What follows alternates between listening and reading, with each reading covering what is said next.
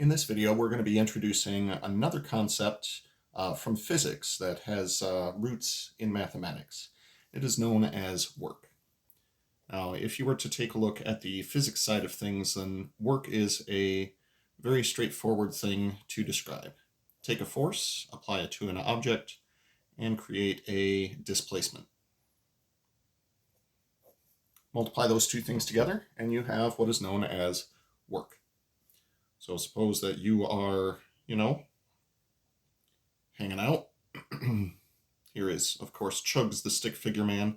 If we take an object in front of Chugs, like this big stone tablet for some reason, and apply a force to it, if we start moving that force in a given direction, then the amount of force applied multiplied by the displacement moved by the block would be the amount of work done. So first off, some units associated with this. We have a couple different sets of units that we're going to be talking about. So first one will be the Système International, where force would be measured in terms of newtons. A newton is better known as a kilogram meter per second squared.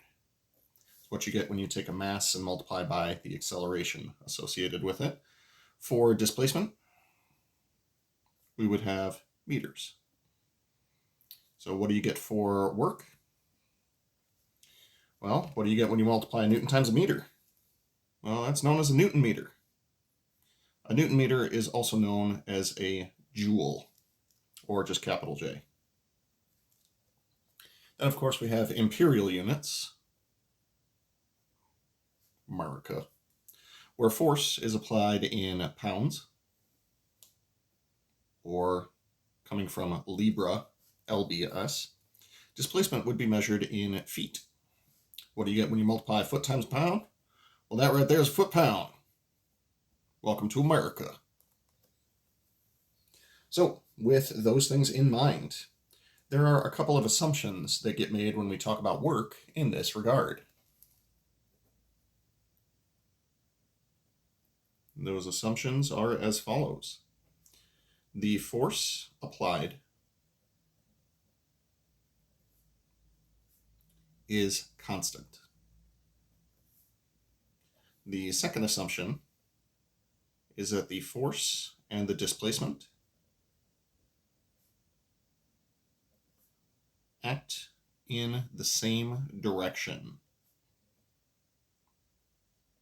Now, if we were to really break that last one down, it does make a lot of sense that if I were to push something in a given direction, that it would actually move in that direction. However, there are cases where maybe multiple forces are acting on an object, and you want to analyze only the force that you are applying to the object. The quintessential example I think of is when I go to the gym. You guys probably know, based on my physical appearance, that I spend a whole lot of time at the gym, the pokey gym. That when people overload themselves on the bench press and they apply a force in an upward direction, and very slowly you see the bar falling down, about to collapse their chest. It's always just a great thing to see.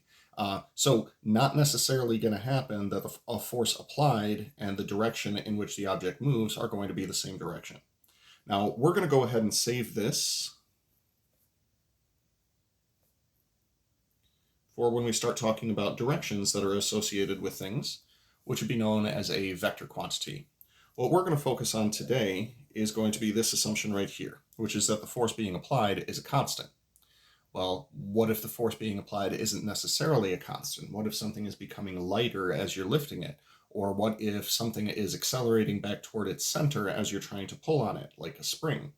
So we'll run through a couple of examples where we talk about forces being non-active and talk about the work associated with them.